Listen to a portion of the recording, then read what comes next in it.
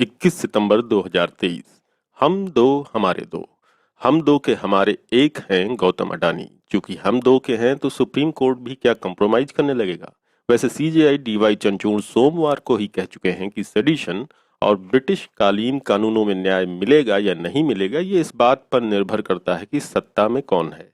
क्या सीजेआई का ये किसी खास की ओर इशारा था?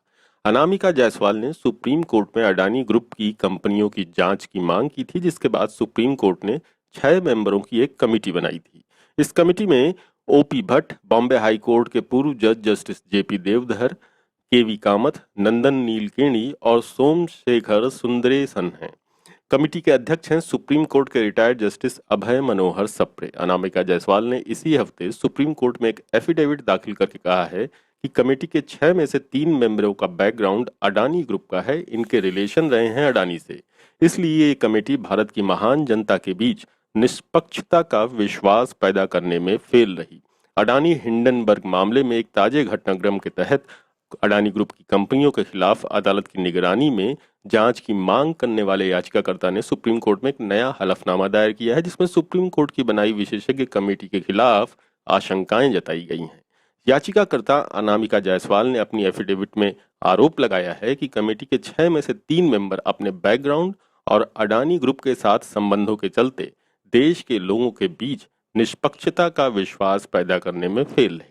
आपको याद दिला दें कि 3 मार्च 2023 को सुप्रीम कोर्ट ने अडानी हिंडनबर्ग मुद्दे के नियामक तंत्र सेबी द्वारा जांच और समीक्षा के लिए एक एक्सपर्ट कमेटी का गठन किया था। इस कमेटी में OP Bhatt, Bombay high court के पूर्व न्यायाधीश जस्टिस जेपी देवधर, केवी कामत, नंदन नीलकेणी और जैसा कि पहले बताया कि सोमशेखर सुंदरेसन मेंबर हैं और इसकी अध्यक्षता सुप्रीम कोर्ट के पूर्व न्यायाधीश जस्टिस अभय मनोहर सप्रे कर रहे हैं। इस एफिडेविट में लिखा है कि स्पेशलिस्ट कमेटी के मेंबरों में से एक भारतीय स्टेट बैंक के पूर्व अध्यक्ष ओपी भट्ट फिलहाल ग्रीन को के प्रेसिडेंट हैं। मार्च 2022 से भारत में अडानी ग्रुप के साथ एनर्जी सेक्टर में ग्रीन को एक करीबी साझेदार है। भट्ट को चाहिए था कि ये बात वो खुद सुप्रीम कोर्ट को बताते, मगर छुपा ले गए। और तो और ओपी भट्ट से मार्च 2018 में भगोड़े आर्थिक अपराधी विजय माल्या को लोन देने में कथित रोल के आरोप में भी पूछताछ की गई थी। भट्ट 2006 तो और 2011 के बीच एसबीआई प्रेसिडेंट थे और तभी एसबीआई ने अधिकतर लोन विजय माल्या की कंपनियों को दिए थे। सीबीआई ने इस मसले पर आरोप लगाया है कि एसबीआई के ऋणदाताओं के संघ ने माल्या की कंपनियों की खराब वित्तीय स्थिति होने के बारे में पता होने के बावजूद कोई फॉरेंसिक ऑडिट नहीं किया। दूसरा नाम है सोमशेखर सुंदरेसन का। सुंदरेसन सेबी बोर्ड सहित कई जगहों पर अडानी की नुमाइंदगी करने वाले वकील रहे हैं। उन्होंने भी सुप्रीम कोर्ट को कुछ नहीं बताया, सब छुपा ले गए।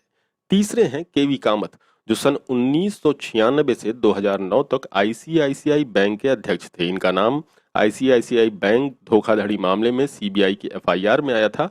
धोखाधड़ी का ये मामला चंदा कोचर पर दर्ज है और सीबीआई का आरोप है कि जब ये सब कुछ हो रहा था तब केवी कामत बैंक के गैर कार्यकारी अध्यक्ष थे।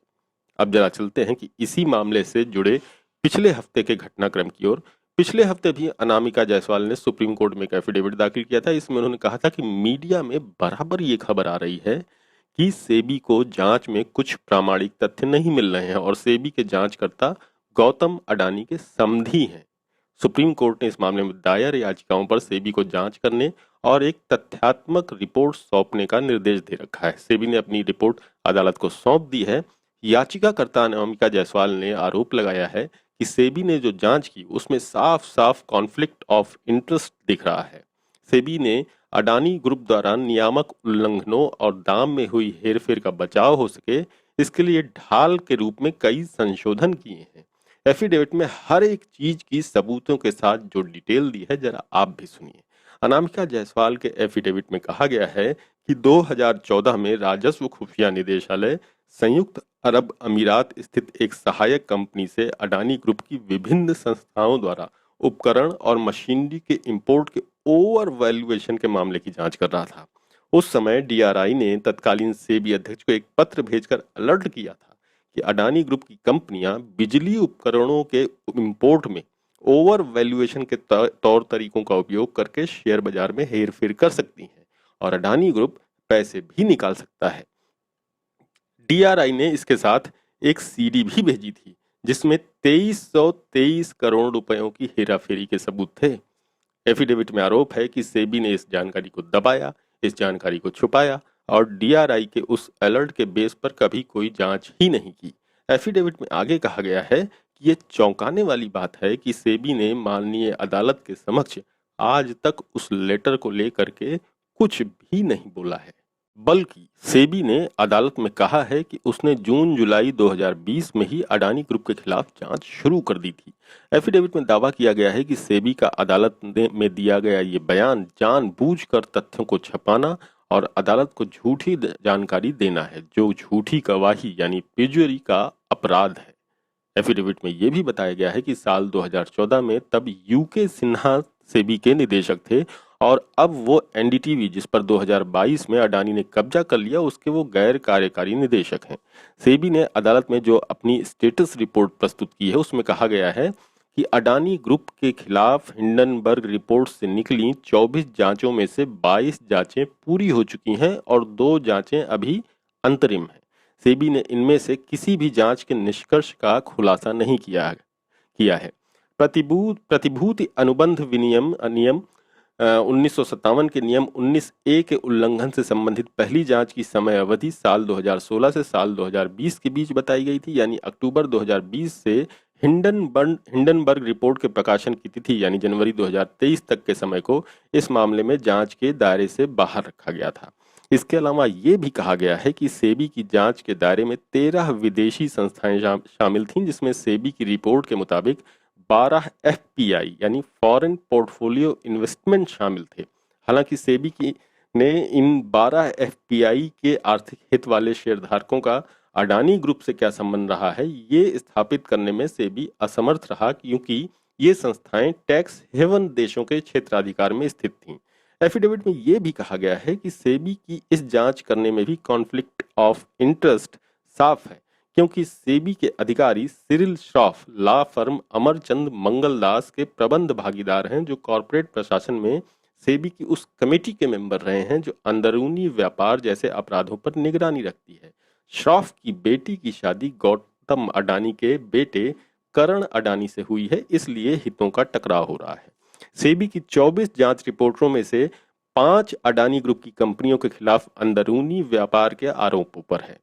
एफिडेविट के मुताबिक संगठित अपराध और भ्रष्टाचार रिपोर्टिंग प्रोजेक्ट यानी ओसीआरपी के जो नए दस्तावेज सामने आए हैं वो ये बताते हैं कि मॉरिशस स्थित 2 कंपनियों emerging India focus fund EIFF और EM रिसर्जेंट फंड EMRF ने साल 2013 और साल 2018 के बीच अडानी कंपनियों के शेयरों की बड़ी मात्रा में निवेश और कारोबार किया था। इन दोनों कंपनियों के नाम सेबी की 13 संदिग्ध एफपीआई की सूची में है। हालांकि सेबी उनके अंतिम लाभकारी मालिकों या आर्थिक हित वाले शेयरधारकों का पता लगाने में फेल रही है।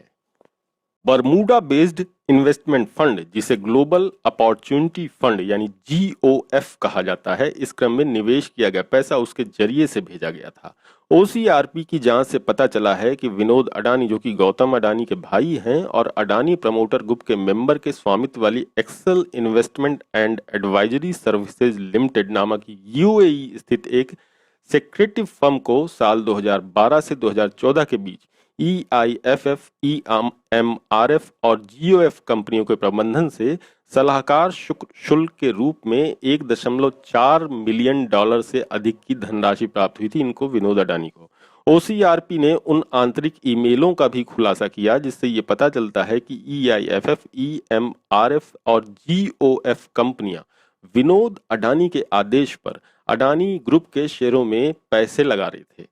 इस एफिडेविट में कहा गया है कि सेबी ने इस सारी चीजों से न केवल आंख मूंद ली बल्कि अडानी ग्रुप के नियामक उल्लंघनों और मूल्य हेरफेर को बचाने और माफ करने के लिए नियमों और परिभाषाओं में लगातार संशोधन किए। पहला संशोधन एफपीआई नियमों में किया गया। पहले नियम था कि शेयर बाजार में नामित डिपॉजिटरी प्रतिभागी ये सुनिश्चित करने के लिए बाध्य हैं कि विदेशी पोर्टफोलियो निवेशक उनके पास अपारदर्शी संरचनाएं न हो। इस प्रावधान को 2018 में सेबी ने संशोधित किया था। फिर 2019 में एफपीआई नियमों में अपारदर्शी संरचना खंड को पूरी तरह से खत्म कर दिया और इसकी जगह पीएमएलए के तहत सभी जरूरतों का अनुपालन कर दिया गया। दूसरा संशोधन एलओडीआर में किया गया। 2018 में सेबी ने संबंधित पार्टी की परिभाषा में संशोधन किया, जिसमें एक अलग प्रावधान जोड़ा गया था जो किसी लिस्टेड कंपनी के प्रमोटर ग्रुप को के किसी मेंबर या किसी यूनिट को संबंधित पार्टी के रूप में तभी समझा जा सकता है जब उस व्यक्ति की शेयर धारता कम से कम 20% हो।